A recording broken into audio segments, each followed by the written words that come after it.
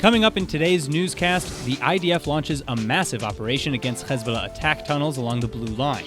Nationwide protests and strikes against violence targeting women are held. And just in time for Hanukkah, a record-breaking menorah is unveiled in Jerusalem.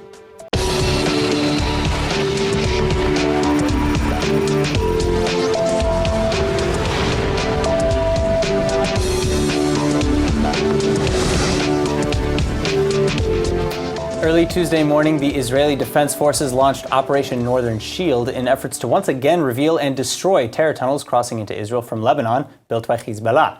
This despite originally denying the existence of Hezbollah tunnels for years, but after over a decade of complaints by northern Israeli residents, as well as Lebanese reports and Hezbollah leader Hassan Nasrallah's own admission, IDF forces have now again engaged in search and destroy missions regarding these tunnels. The operation comes just days after the Hezbollah terror group released a video with Hebrew subtitles and featuring strategic locations within Israel, warning Israel not to attack or, quote, "you will regret it," end quote. Then shortly after the video was released, Iranian arms and aid were also shipped directly from Tehran to Beirut in a landmark flight.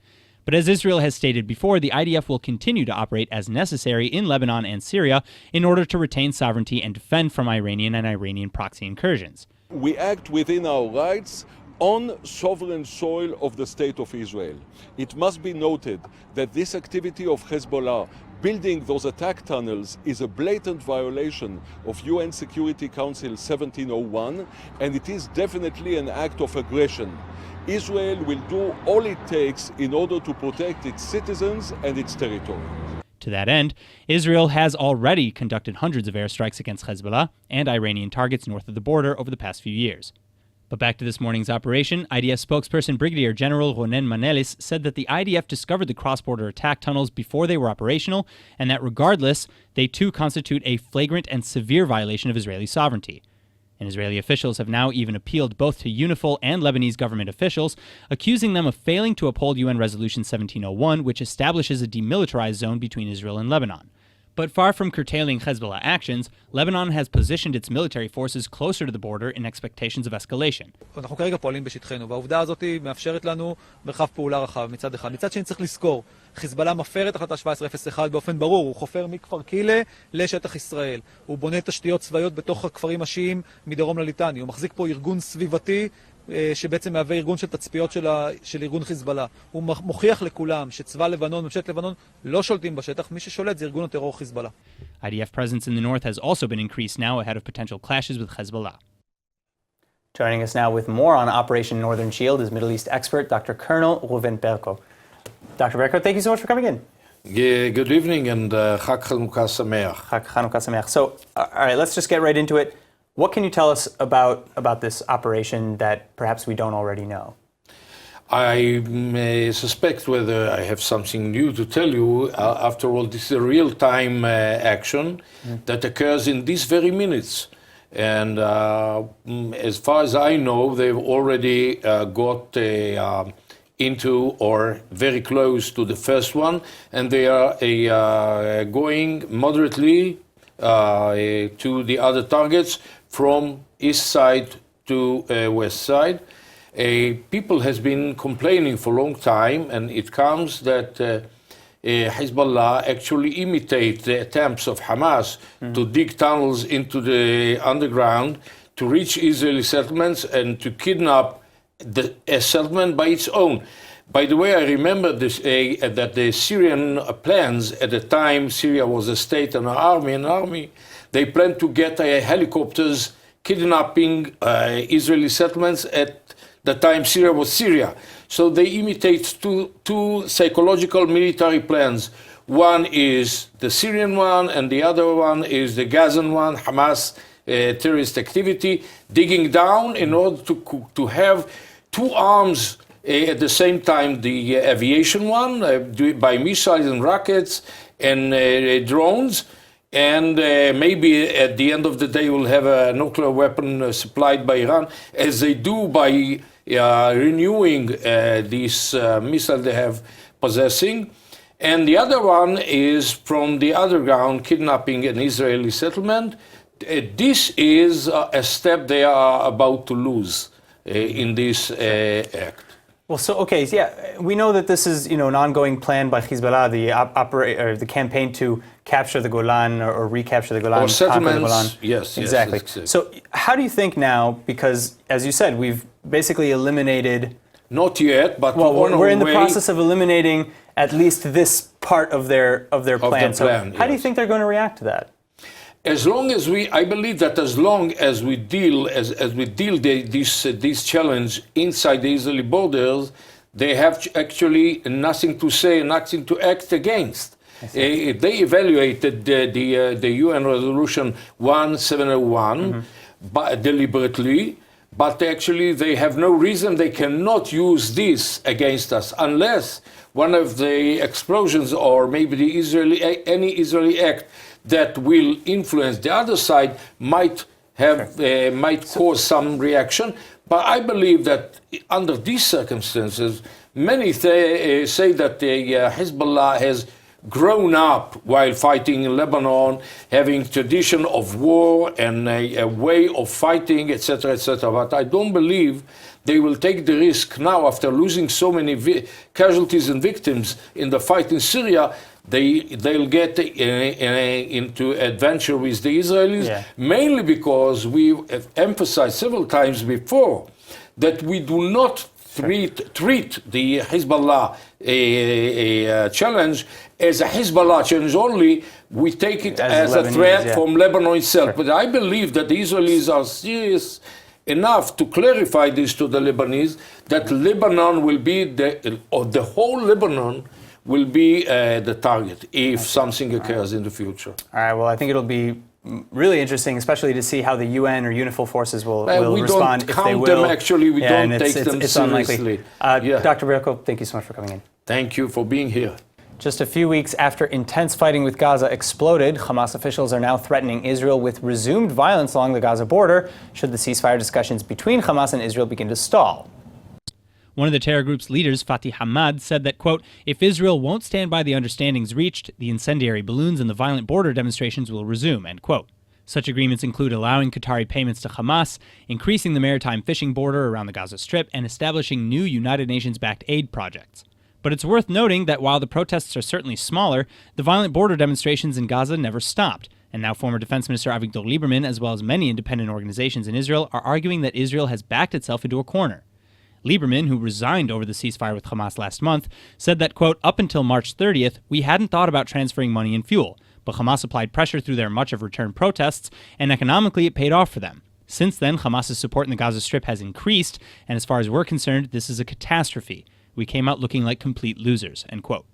Similarly, a group of Israeli mothers from southern Israel are now taking action at the International High Court of Justice, calling for an end to Qatari funding for Hamas.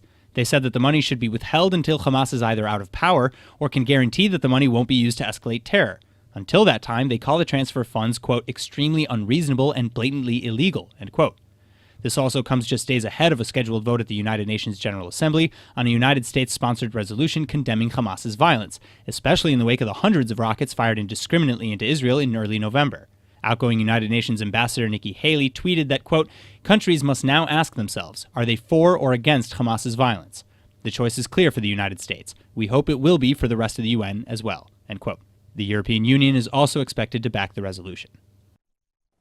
Now, for more on Gaza, despite the influx of Qatari aid and the ceasefire agreement with Israel, citizens of the Strip still suffer under a humanitarian crisis. But Palestinian aid organization UNRWA has only been exposed as contributing to the conflict in the region through their anti-Semitic and anti-Israel education and programs. That's why the United States has completely halted its annual donations to UNRWA. But a new Saudi donation of $50 million threatens to prolong UNRWA's operations, and David Bediin, the director of the Center for Near East Policy, is here to tell us why. Very simply, the UNRWA money is not supervised. 54% of UNRWA money goes to education. Now, that's supposed to sound good, like a United Nations institution that teaches you values of Mother Teresa or something. However, what we've shown in our films, which were just shown here on TV, is that the children in the schools, and these are children coming out of the schools, going in. This is the head of the UNRWA summer camp this summer. 100,000 children along the Gaza border. This is what they use their money for. They use their money for weapons, ammunition, marches and indoctrination of little kids to make war on Israel. Now, if there had been some kind of supervision, that's one thing. The Hamas has to understand. We have to understand. Saudi Arabia is still in a state of war with Israel. Still in a state of war with Israel. Most people have forgotten that, and especially because we keep talking about how our relations with Saudi Arabia are improving. Well, that's because people say the friend of my friend is the enemy of my enemy. The enemy of my friend is the enemy of my enemy is my friend. Excuse me. The enemy of my enemy is my friend. Speaking of Iran. Right. Now, they're helping Israel with Iran, no question about it. However, they continue their support for every kind of military operation in UNRWA. Now, UNRWA has established something called the Al-Qutla clubs. Al-Qutla clubs are military training clubs inside the UNRWA schools. Now, we asked Saudi Arabia a number of questions. 4 questions that we put to Saudi Arabia over the last 4 months. Will they cancel their war with Israel? Will they continue to fund the war indoctrination curriculum of UNRWA? Will they continue to boycott? You know, the key country involved in the Arab boycott is Saudi Arabia. There have been since 1949, and that hasn't stopped. It's even worse than BDS. And last but not least, the curriculum in campuses around the world against Israel, funded through Saudi Arabia. It's not just... So, okay, you pose these questions. Have you gotten any sort of response? No response whatsoever. They acknowledge that they got the questions. Our correspondent in Washington... They did? Oh, yeah, sure. They had no choice but said, did you get the email? Yes. Thank you very much. But again, what they're doing here is very clearly approving Hamas activity by giving them $50 million unsupervised. And how is that likely to affect Israeli-Saudi relations or United States-Saudi relations or really any relations with Saudi Arabia? The Center for Near East Policy Research is asking that question all the time. Is the United States, which is close to Saudi Arabia, is Israel, which is working with Saudi Arabia on Iranian issues, what are they saying about this? We're not getting many responses, not from the U.S. and not from the Israeli government. Now, this is very important because whereas Saudi Arabia, on the one hand, is helping Israel vis-a-vis Iran, it's on the other hand undermining, and it should be understood, when you have 100,000 children under arms, that's hard to believe, under arms, while the philosophy of the Israeli government and the American government, if the children are learning in the United Nations school, it'll be okay. But what we're showing here, and the films that we have tens and hours of footage, which show the kids with guns, show the kids getting trained, and the indoctrination in the new school books, which we just completed right now after 18 years of going through all the school books of the PA and UNRWA, war indoctrination manuals. And this is the Western countries are responsible. The United States pulled out, but the UK and Germany got in. All right. Well, we'll have to keep a close eye on this, and that's why it's good that you're hopefully going to come back as soon as there's any Take a look at our website, IsraelBehindTheNews.com. Everything's documented there, and there's ways to be in touch with us. We hope that every parliament in the world that contributes money to UNRWA will take a good look about what they're doing. Thank you. David Bedin, thank you so much. Thank you. Israelis nationwide went on strike today to protest violence against women, and the strike was called in the wake of last week's murder of 2 young girls, 13-year-old Silvana Tsegai and 16-year-old Yara Ayub. Their deaths bring the total number of women and girls murdered in Israel this year to 24, marking a dramatic increase in the rates of domestic violence. The strike aims to shed light on this issue and demands that the government implement a national plan to reduce violence against women. And LTV's Joy Gavijon and Doril Mizrahi took to the streets as well to bring us the latest. Today is a very special day in Israel, and people all over are protesting against domestic violence against women. And we, as part of the ILTV team, decided to come here in order to cover this important event. And we think that we're privileged women, and we have to stand by and support the women that were murdered and that suffer from violence every day, everywhere, in their house, in the workplace, in the street, and that's why we're here, so everything will stop for that. Today, the organizers of the protest called for people nationwide to leave their jobs at 10 a.m. for 24 minutes in order to honor the victims, the 24 victims that were murdered due to violence against women. Well, basically, I think this is a very important moment where we all need to unite together, women from all spectrum of the political sides, from all different shapes and parts of the Israeli society. They have the money, they can do it. They give money all the time to different causes like settlements, like yeshivot, and this is the time to put the money to make women's a safer place. To make the world safer for women. 23,000 women all over Israel are set to strike today against domestic violence and a call for the government to do something about this. Companies are supporting this. Both men and women are filling up the streets all over Israel. 24 women were murdered this year by men, by their spouses or by their fathers or brothers, and a lot of them called the police and asked for help, asked for protection, did not get it, so the police has to take action and protect the women. It's a basic prerogative to feel safe where you are, and women should feel safe exactly like men, no matter where we are, no matter what time it is, no matter if it's daytime or nighttime or where we're standing or where we're walking. Well, I think this is a struggle of everybody. I mean, we get implications from the violence against women to all parts of the society in Israel, and the violence comes from the men's side. And we need to check ourselves in the mirror and look ourselves and say, do we want to change how we appear in the world, how we let women be in public spaces and not feel safe? I mean, if my sister, if my mom, if my girlfriend or anybody else needs to be afraid when she go outside to just put the garbage out, that's a situation that we cannot stand. There is also a deeper message here, crying for equality. Women in Israel still make 70 cents to a dollar if you compare it to men, still suffer from sexual harassment. After the Me Too protest, after 100 years of the feminist struggle, women are still not equal.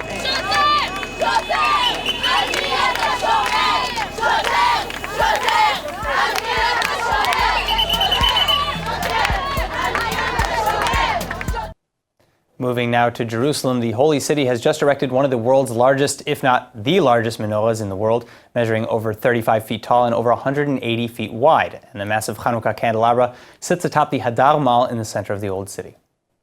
The idea behind the initiative is that residents can see the massive structure from any spot around the capital, where it will light up all 8 days of Hanukkah. Construction took days and dozens of workers to complete, and the menorah is built out of metal and lit up using LED lights.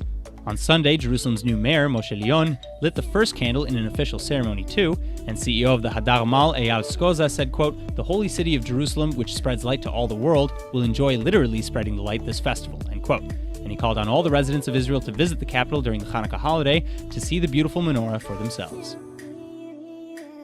The Special in Uniform program gives special needs teens the opportunity to draft into the Israeli army. And while that may not sound very good, you have to remember that the Israeli military includes just about every job from black ops and intel gathering to PR and music. So that's aside from the incredible social aspects, by the way, and connections that are typically made in the army. Well, the Special in Uniform program gives special needs Israelis the tools that they need to make it in the army and beyond. And here to tell us more about it is the Special in Uniform Executive Director, Tiran Atia.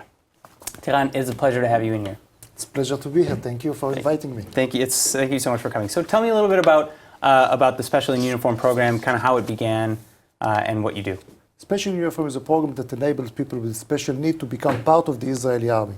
As you know, in Israel, part of being an Israeli citizen is being through the army. So we came with a program that enabled people with special need to become part of. So it's a three-part of a program. The program is a three-part. First is evaluating each one's ability, because we believe that everyone has an ability.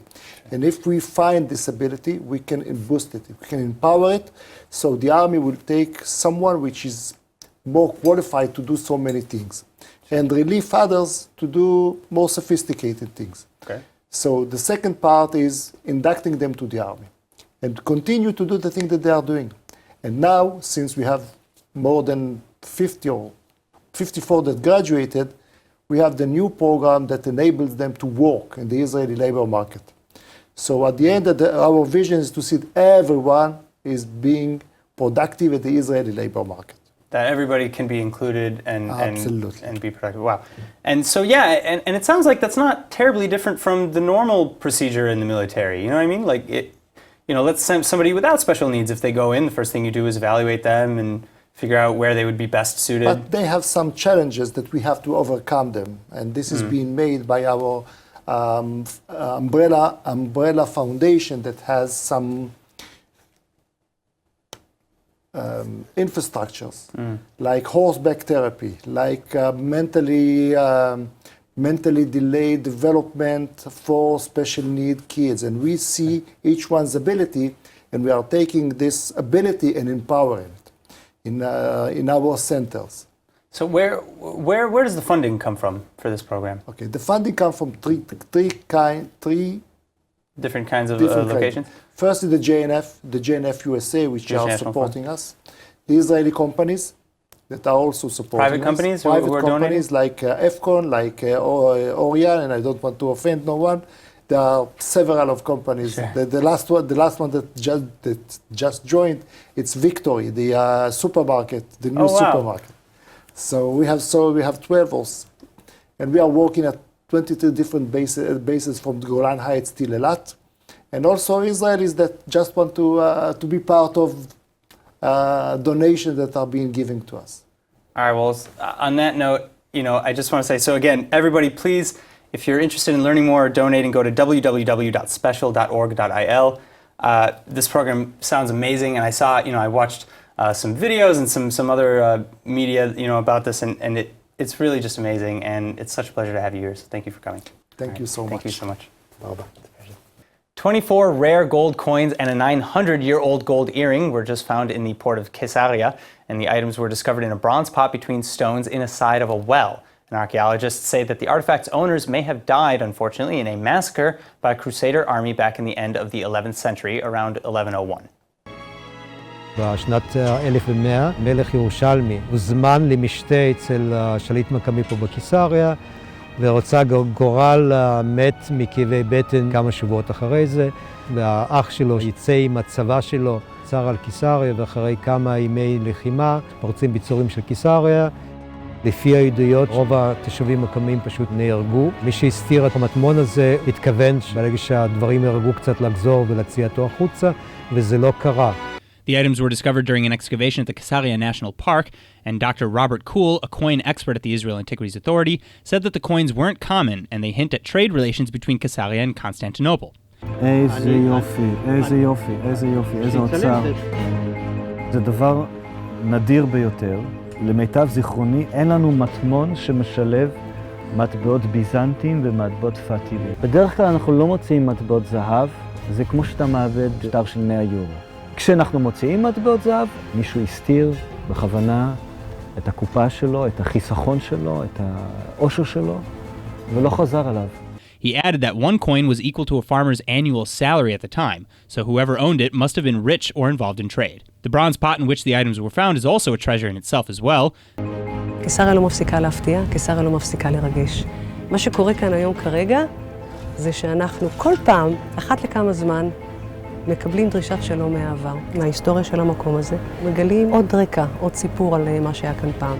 The Edmund Rothschild Foundation sponsors the multi-year Caesarea project in cooperation with the Caesarea Development Corporation, the Antiquities Authority, and the Israel Nature and Parks Authority. And the latest discovery was found near the location of two other treasures of the same period, including a pot of gold and silver jewelry found in the 1960s and a collection of bronze vessels found in the 1990s. The treasures are all currently displayed at the Israel Museum in Jerusalem. And now for our Hebrew word of the day, the Special in Uniform program tremendously aids in integrating special needs Israelis into both the IDF and society at large, and they could always use a helping hand. So today's word is hatrama, or fundraiser. There are many ways to show support for something, whether it's volunteering somewhere or asking for donations in a fundraiser, or hatrama. And a perfect gift this holiday season for someone you love, or even for yourself, would be to donate or litrom to a worthy cause that you believe in. After all, the holidays are about giving, and what better way is there? So check out www.special.org.il for more information on an incredible initiative worthy of your hatrama. Now let's go ahead and take a look at the weather forecast. Tonight should be partly cloudy and cool with a low of 60 or 16 degrees Celsius. Then tomorrow you can expect partly cloudy skies again and a high of around 70 or 21 degrees Celsius. All right, that's it for today's news. Today's exchange rate is 3.73 shekels for the American dollar, Remember to sign up for our daily newsletter at ILTV.tv, and don't forget to follow us on Facebook at Israel English News and on Twitter at ILTV News. I'm Aaron Porras. Thank you for watching.